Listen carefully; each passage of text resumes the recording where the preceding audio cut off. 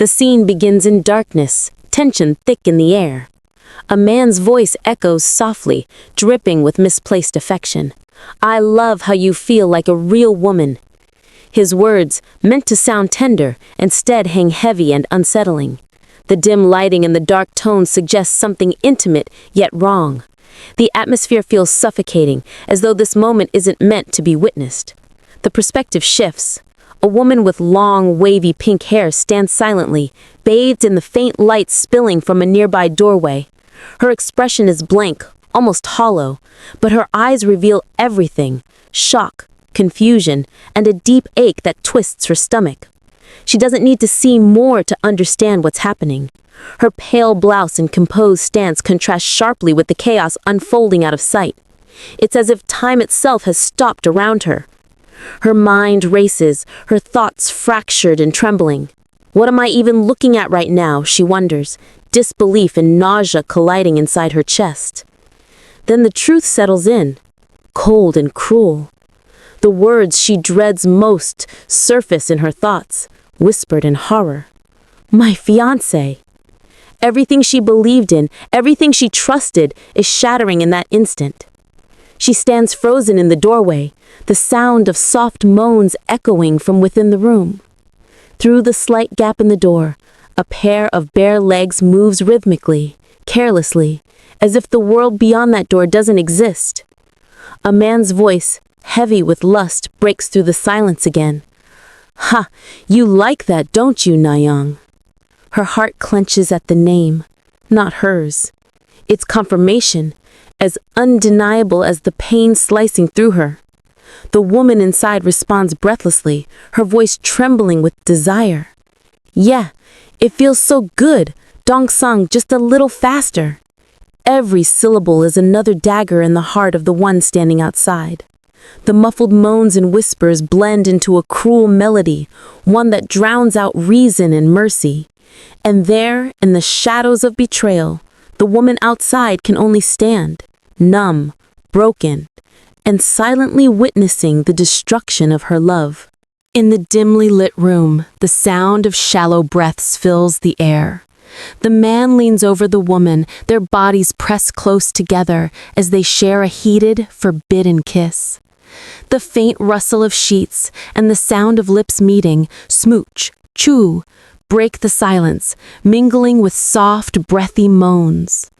The passion between them burns shamelessly, a cruel mockery of love unfolding in the very place it shouldn't.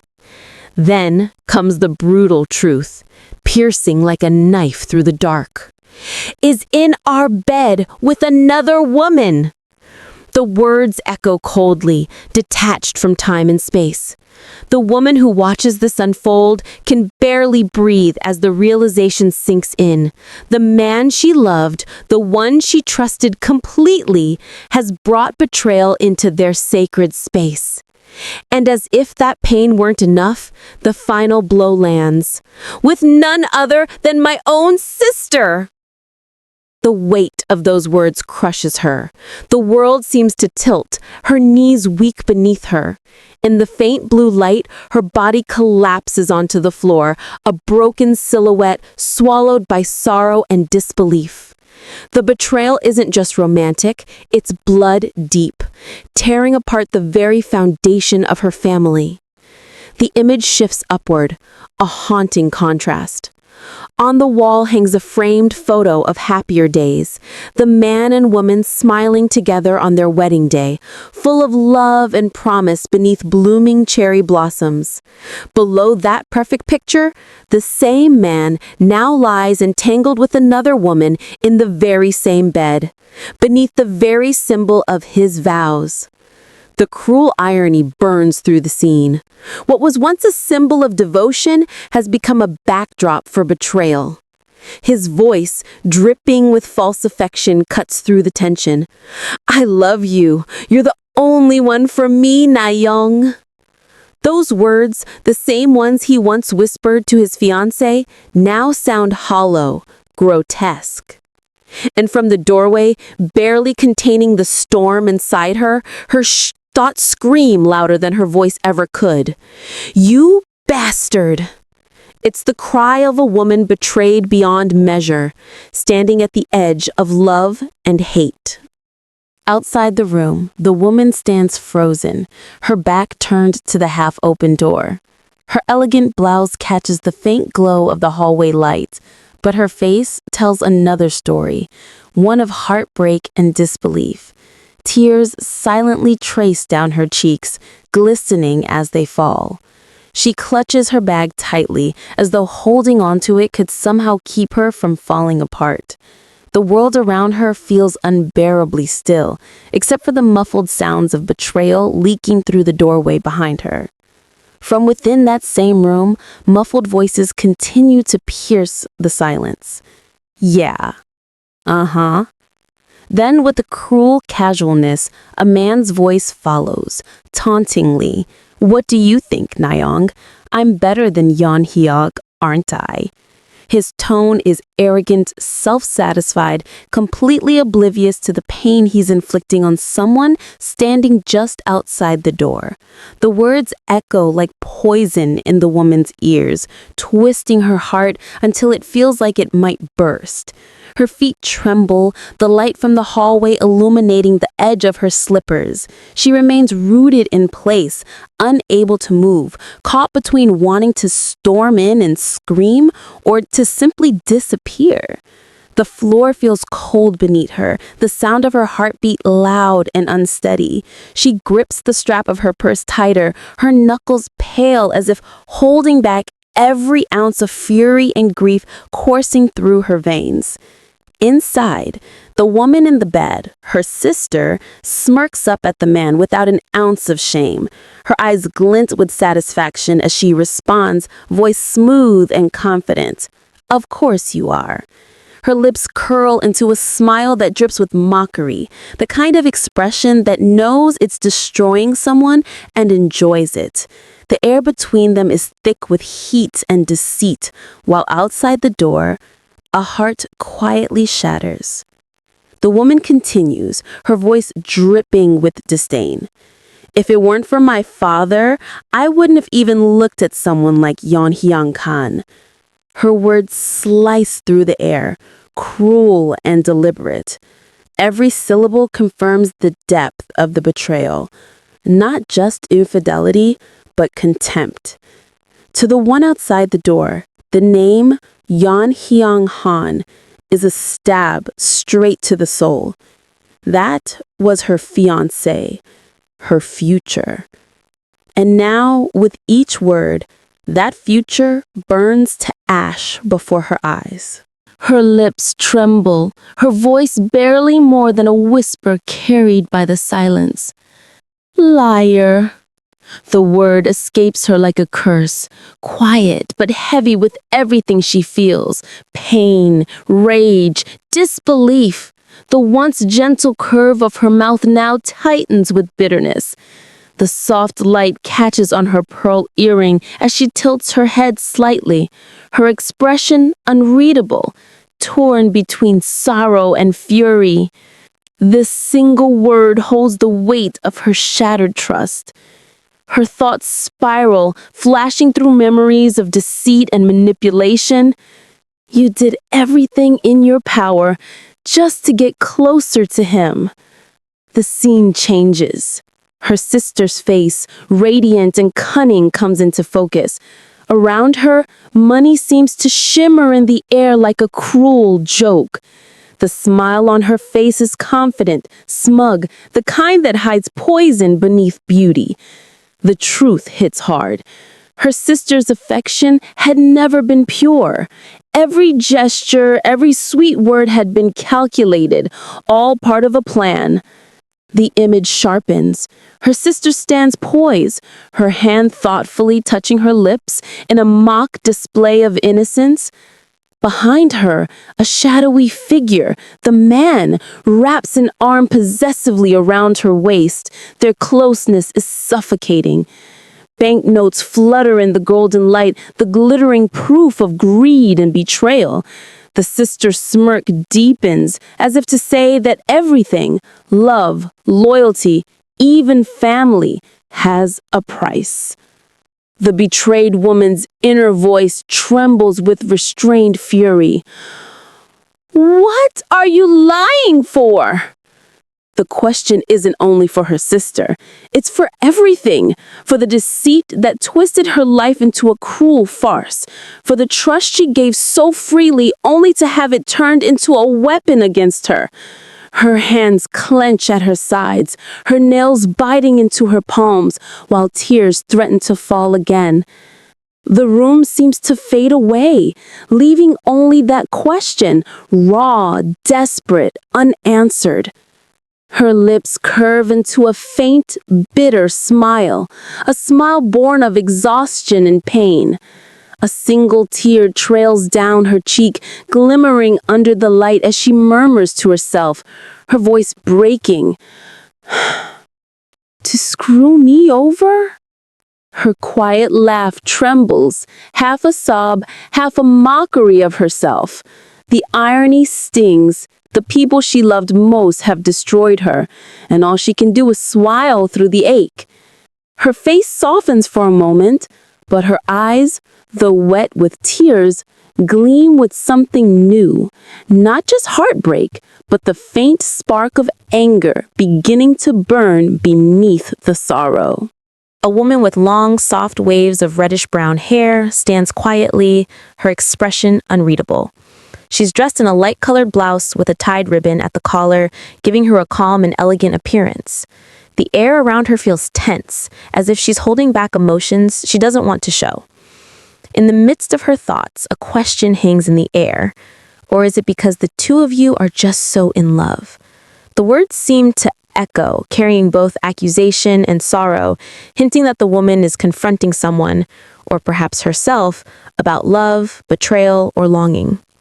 The scene shifts to a young man with tousled light brown hair, his face glistening slightly with sweat. He's half undressed, his bare shoulders catching the soft light of the room. His lips curve into a gentle, almost shy smile as his gaze lowers affectionately towards someone out of frame. Despite the intimacy of the moment, there's vulnerability in his eyes, as though he's afraid his feelings might not be returned. His presence radiates warmth and tenderness, capturing a fleeting instant of genuine affection. A close-up follows. The man's words fill the silence, honest and unguarded. I love you, Nayang. I mean it. The confession feels raw and real, spoken from the heart. In this quiet, intimate space, his voice carries a sincerity that cuts through everything else. It's not just a declaration of love, it's a plea for trust, a promise that he hopes will reach her.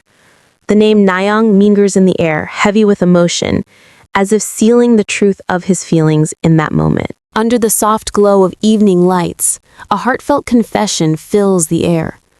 The woman, her pink hair shimmering in the gentle light, looks upward with wide, uncertain eyes. The man's words echo through the stillness between them. I love you, So-young. I mean it. For a moment, time seems to stop. The sincerity in his voice lingers, wrapping the world around them in quiet warmth. So-young stands frozen, her lips slightly parted, her breath caught in her chest. Her heart pounds in disbelief as the words replay in her mind. The soft lights from the garden reflect in her eyes, glimmering like tiny stars. She can hardly process what she just heard. The sudden confession, the intensity behind it. Her elegant pink outfit seems to mirror the flush on her cheeks, as emotions she has long kept buried begin to surface. Then, as if gathering all his courage, the man takes a deep breath. His face is tense, a faint blush coloring his skin, and a single bead of sweat trails down his temple. With trembling resolve, he looks up at her and speaks again. Please marry me. His voice is steady, but his eyes reveal everything. Love, fear, and the desperate hope that she might say yes. The world around them glows softly, as if holding its breath, waiting for her answer. Under the warm glow of evening lights, a young man stands, visibly tense. A bead of sweat slides down his cheek as his lips part slightly, caught between hesitation and determination. His dark blazer frames his white shirt neatly, but his expression betrays his calm exterior. His heart is pounding, and his mind races. Something important is about to happen, something that could change everything. With trembling hands, he opens a small black velvet box.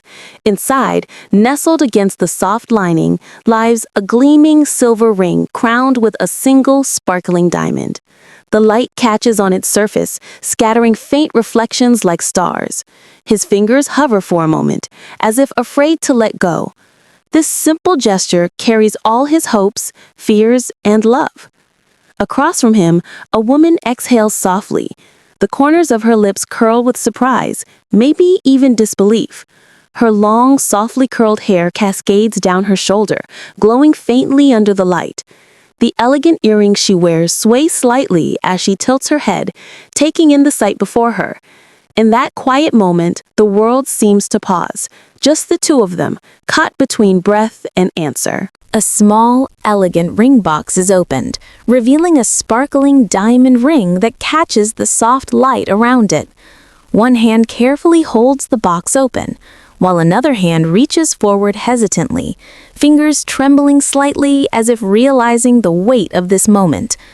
The golden glow surrounding them adds a sense of warmth and anticipation, the single word reach echoing the tension and tenderness in the air. The scene shifts to a radiant setting, bathed in gentle light and soft colors that give it an almost dreamlike quality. A woman's inner voice narrates calmly, "My fiancé, Dong-song Lee." Her words linger in the air, carrying both pride and affection.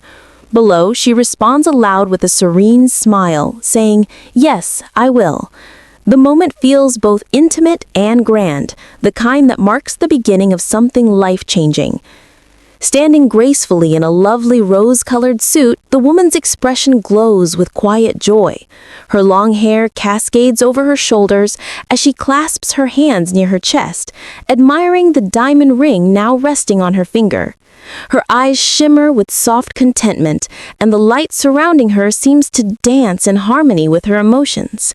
It's a portrait of happiness, the calm after the question, the warmth after the promise. Her hands trembled slightly as she clasped them before her chest.